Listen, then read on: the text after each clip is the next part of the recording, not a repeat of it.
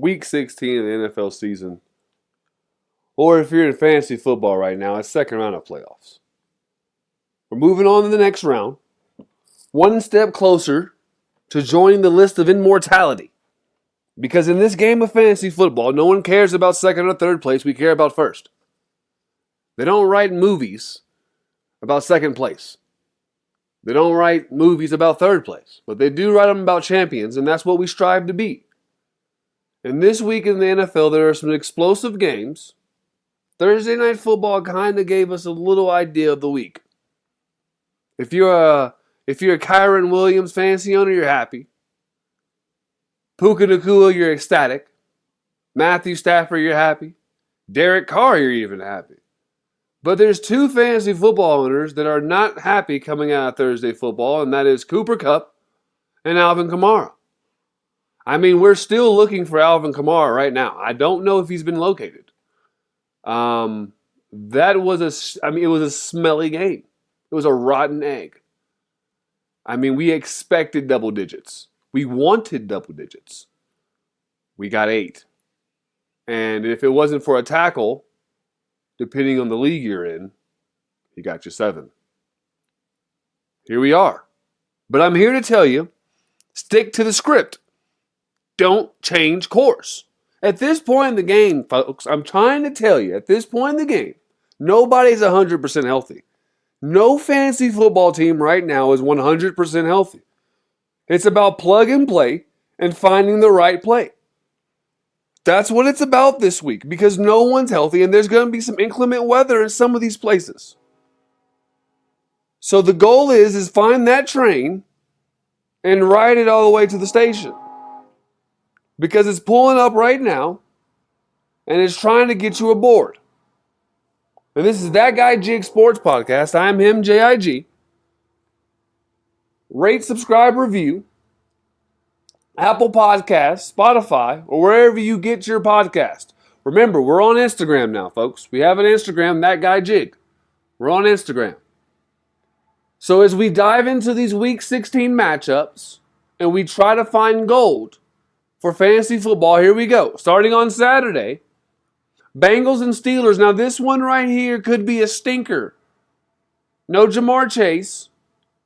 I suspect the Bengals maybe lean on the run game a little bit. Joe Mixon, Chase Brown, these guys are probably going to get... T. Higgins is starting... Listen, T. Higgins is going to find out what it means to be the number one receiver. See, he wants more bread. He did not re-sign his extension. He wants to test the free agent waters. Well, this game Sunday is going to be very telling for his payday. There's not been many games that Jamar Chase has missed for T. Higgins to be able to be the number one receiver, to get that number one coverage. I like Tyler Boyd. I like Hudson. I like the tight ends for the Bengals. And like I said, I like Mixon and Brown. For the Steelers, offensively, I like no one. Honestly, the only player that you can probably consistently rely on with the Pittsburgh Steelers is Deontay Johnson. And if you're in deeper leagues, Jaylen Warren. Najee Harris can't find a hole, so he can't find a place in your starting lineup this week. If you're playing in the second round of playoffs, Najee Harris cannot find his way into your lineup. Now, maybe he vultures a touchdown. Maybe. I wouldn't bet on that.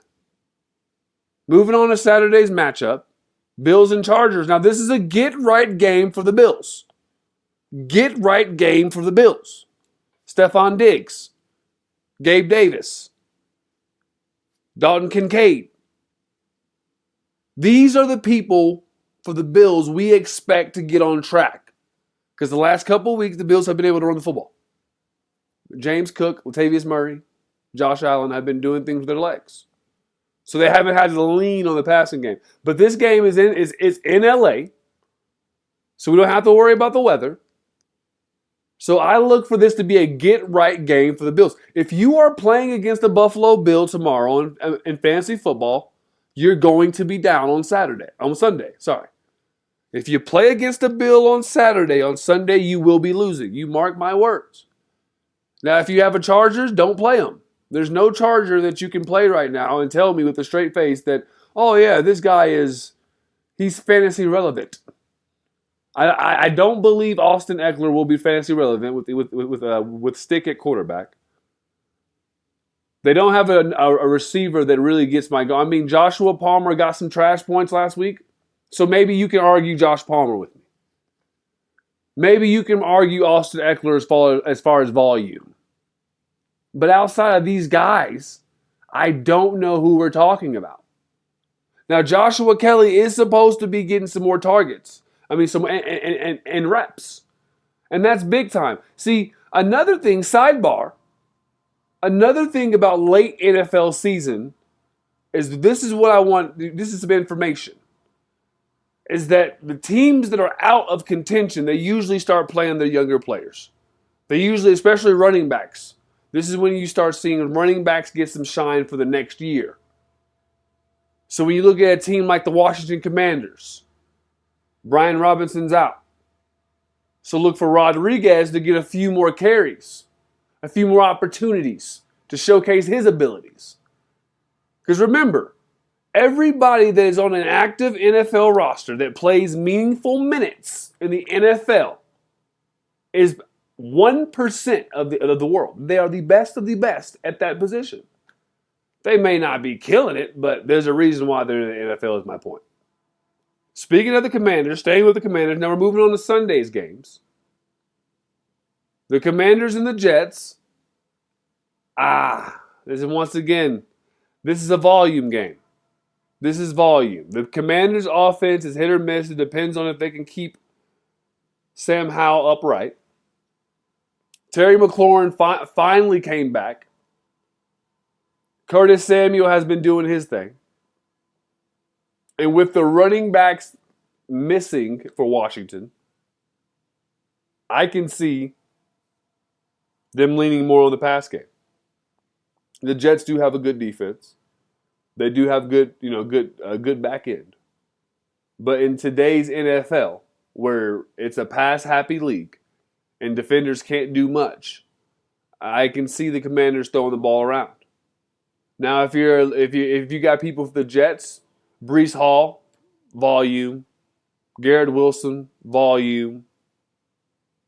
These are guys you like. Everybody else is just Tyler Conklin. These guys are boom or bust. These are touchdown dependent people. And right now, I'm telling you, in this stage of the playoffs, we're not here for boom or bust. This is not when you try to take that outlier on the parlay. This is not that time. Okay? We're trying to get amongst the immortality. That's where we want to get, to immortality. Next game, Lions and Vikings. This game right here, points. Points. Inside, the Lions defense is suspect. The Vikings are fighting for a playoff position. Nick Mullins looks like he is legit in this offense. Remember, the Vikings have weapons. See, it's a difference when you come in and take over a team and you have to do more than what you're capable of. Nick Mullins is basically a poor man's Brock Purdy. That's what he is right now. He's coming in the same similar situation. He's coming into a garage that has Ferraris and Lamborghinis. The only thing he has to do is not crash the motherfuckers, and he gets to drive them as much as he wants. That's all. That's all. So I like the Vikings' weaponry versus the Lions' secondary. I think the Lions will try to take away the run game and make Nick Mullins beat them. I'm not saying he does, but being at home, Justin Jefferson, Addison, Hawkinson, these are guys that are prime. These are prime targets. You can't really. That's a great three to be throwing to for any quarterback. And on the flip side, Jared Goff's been balling. Sam Laporta coming off that great game, so look for him to build. Look for David Montgomery to keep it going. Look for Jahmyr Gibbs to keep it going. That's why I'm saying points. There's too much offensive talent in this game for there not to be points. So if you can get in this game, get in this game, man. You know? Deeper leagues, if you're scratching for somebody, man, Josh Reynolds is always a good one. Khalif Raymond is really hit or miss. He's really hit or miss. KJ Osborne, he's all right for the Vikings. So, I mean, there's gold in those hills. Moving on, Browns and Texans. This is going to be, I think, a little more high scoring than what people think. But I don't think it's going to be as high scoring as that Lions and Vikings game, if that makes sense to you. This Browns and Texans game, you have two veteran quarterbacks. You have Joe Flacco and Casey Keenum. Both of these guys have played playoff football. Both of these guys have led teams, to momentous wins. I mean, the Minneapolis Miracle was thrown by no other than Casey Keenum. The Mile High Miracle with the Ravens was thrown by who? Joe Flacco. Big moments for two quarterbacks. So I don't think there's anything that either one of these defenses that can really throw at these guys. It's in a dome, so we're not worried about weather. So I don't think there's anything defenses are going to be able to throw at these guys that they haven't seen. So with that being said, Nico Collins, if he plays, he's going to be a threat. Noah Brown. We're looking at Devin Singletary. Pierce. For the Browns, we're looking at Cedric Tillman if you can get your hands on him. Amari Cooper. These are guys that are David Njoku. Ford is back and active. This game's going to be a little bit more high scoring than what people think. Moving on, Packers and Panthers. The Packers defense needs a game like this.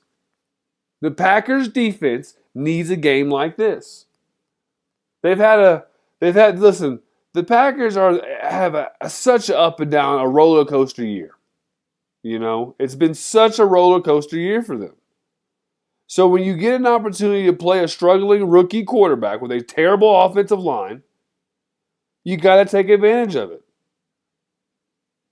They gave up, they played Tampa Bay, the Giants, Kansas City, the Lions, and the Chargers.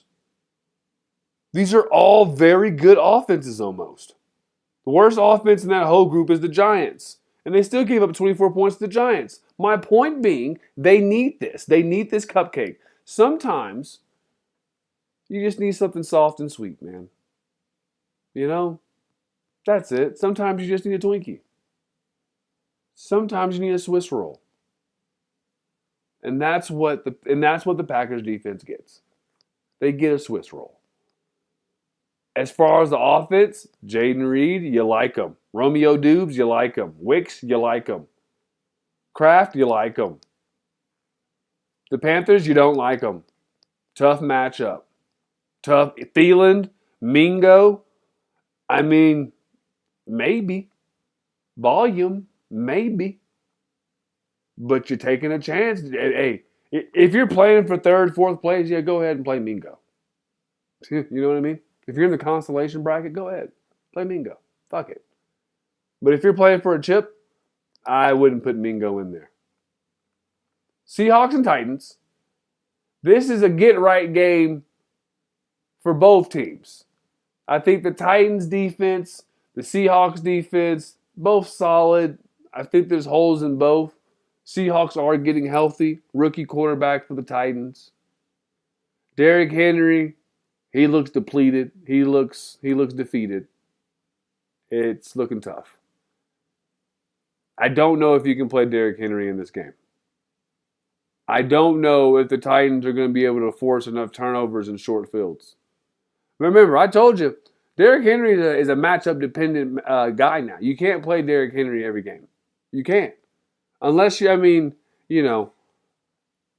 deeper leagues, yes, I understand. I understand that, that you have to.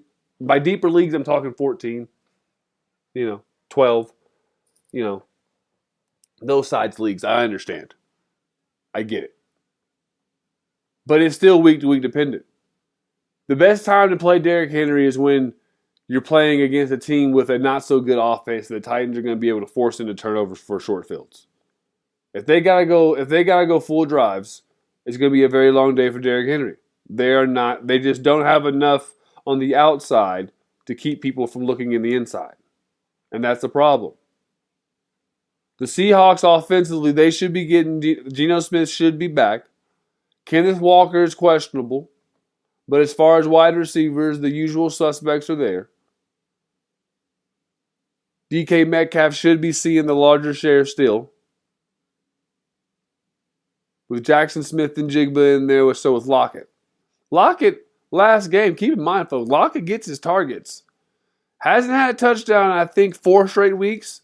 So maybe I know Pete, and Pete's going to try to get his guy in the paint. So if you got Lockett, I would expect him to get into the paint. Colts and Falcons, this game is going to be a low-scoring affair because of how the Falcons play football. The Colts can score, but they're not going to have to score because of how the Falcons play football.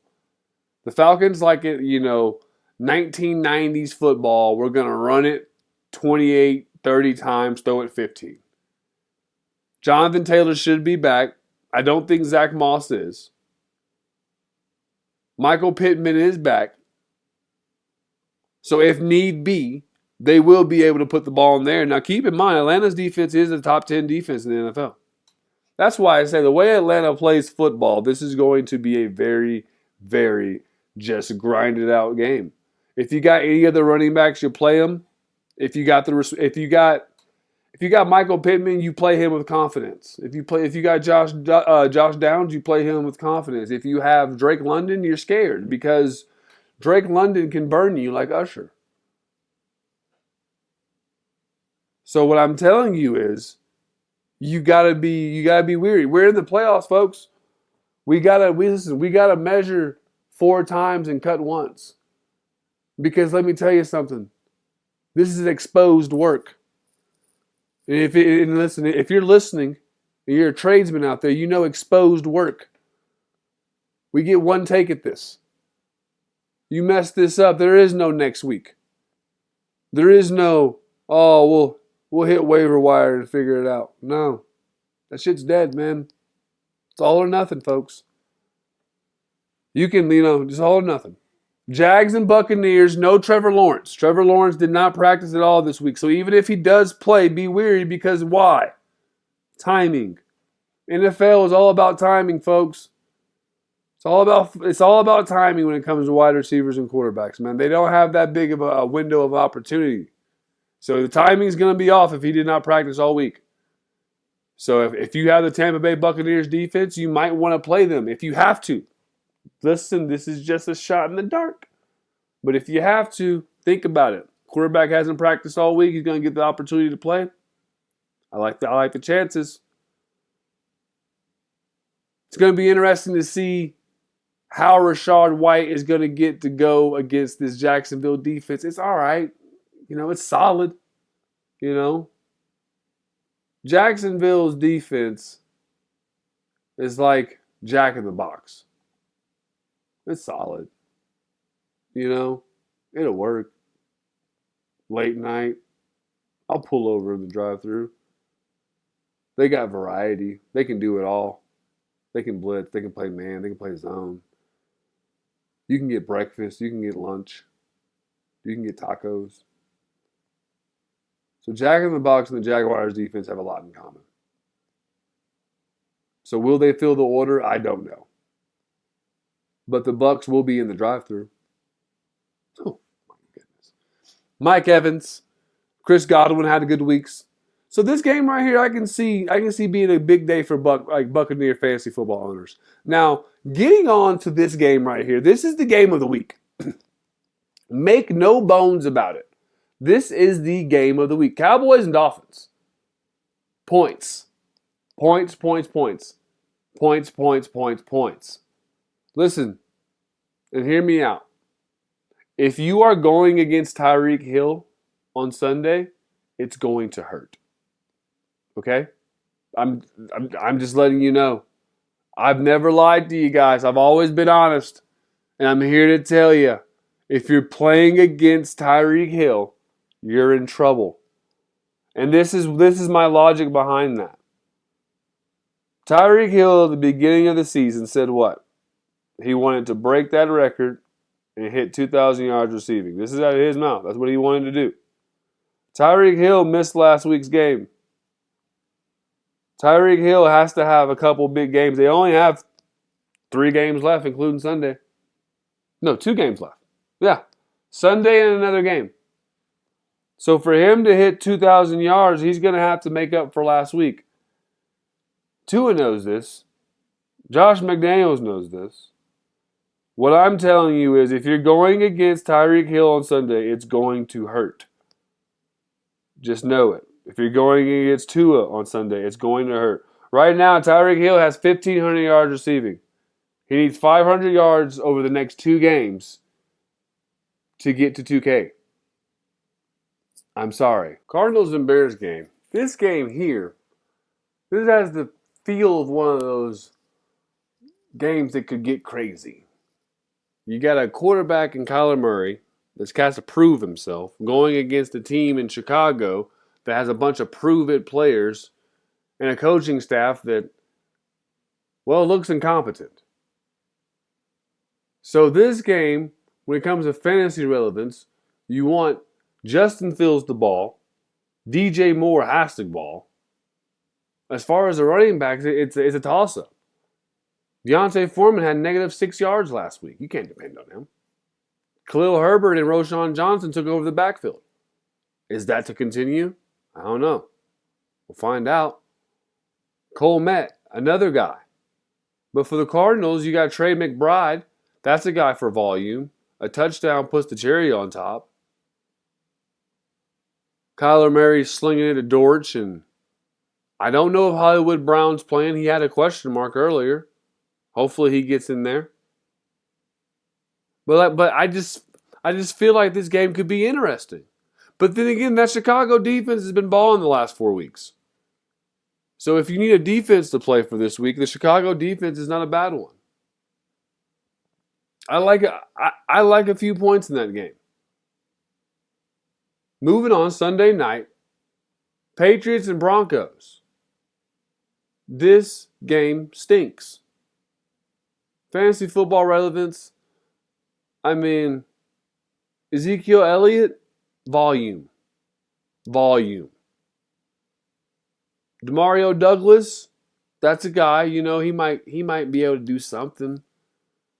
Maybe Juju sneaks into the paint. The Patriots are clearly, they know what the goal is.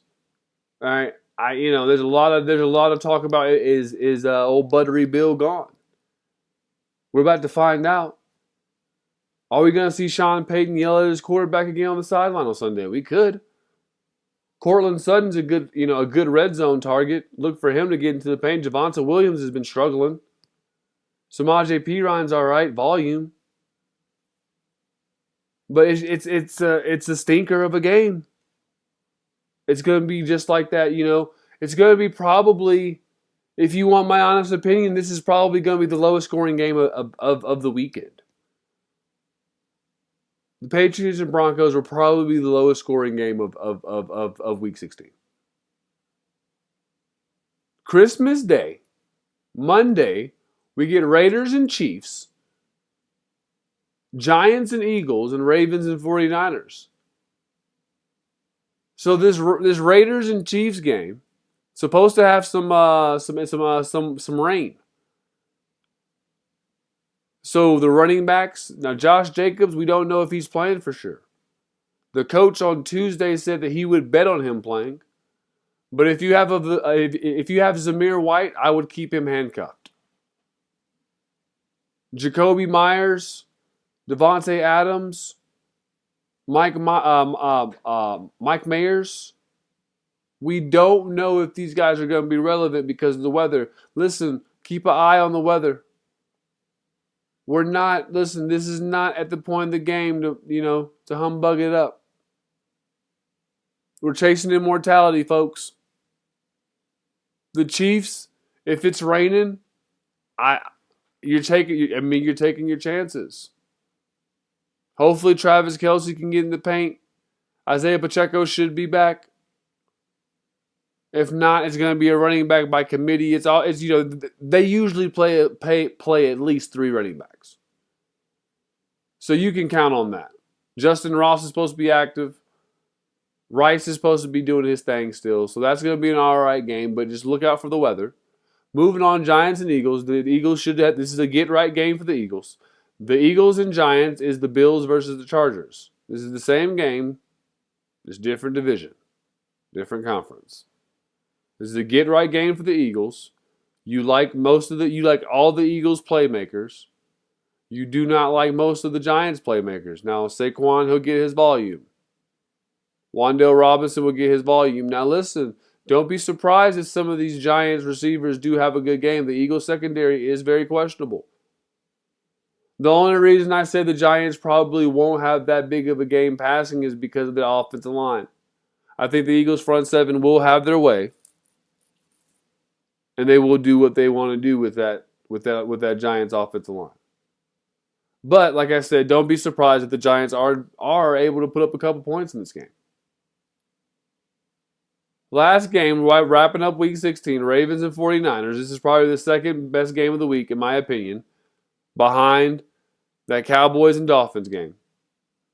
I think this game is going to be a little more lopsided than what people believe. I think the 49ers are probably about to whoop their ass.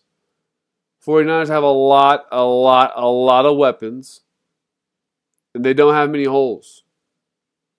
As good as the Ravens' defense is, that offense has holes. One of the biggest holes they have is not having a true number one. And I know people are going to say, well, Jig, Zay Flowers. Well, Jig, they have Odell. Yeah, I'm not believing in that. There's games where, especially fantasy football, there's games where Odell and Zay Flowers will both get you 4 points. Both get you 5 points. Meanwhile, Gus Edwards and Justice Hill are racking off 15 and 16 points and shit. You can't have that in the playoffs, folks. When you're chasing immortality, you can't have that. We need for sure. We damn near need shoe-ins. We need information. We need inside trader. You know what I mean? We don't need the mailman's notes. We need inside trader. 49ers, everybody's in play. Everybody's in play. Christian McCaffrey. Now listen, Christian McCaffrey owners, he saved you last week. I don't think he saves you this week. I don't think he gets you 40 points this week. So maybe if you have Christian McCaffrey, maybe you actually plan on playing somebody else. Maybe you plan on having an actual team. I don't know. I'm jealous. Yeah, I am. Deebo Samuels is in play. Brandon Ayuk should have a bounce back. Brandon Ayuk should have a bounce back game. But look for the 49ers to win this game overall, in my opinion. But Week 16 of the NFL, that's it. And here we go, folks. It's time.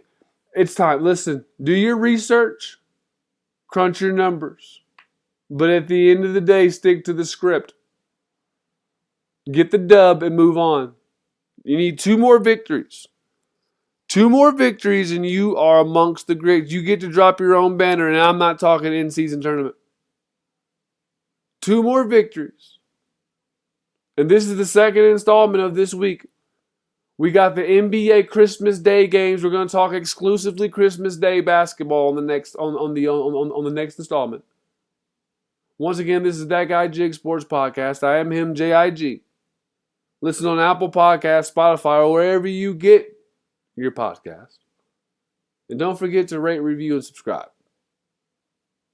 Also, don't forget, this shit ain't for everybody. And also, before we get out of here, there are leagues that have punishments out there. So these last 2 weeks do mean something for some people.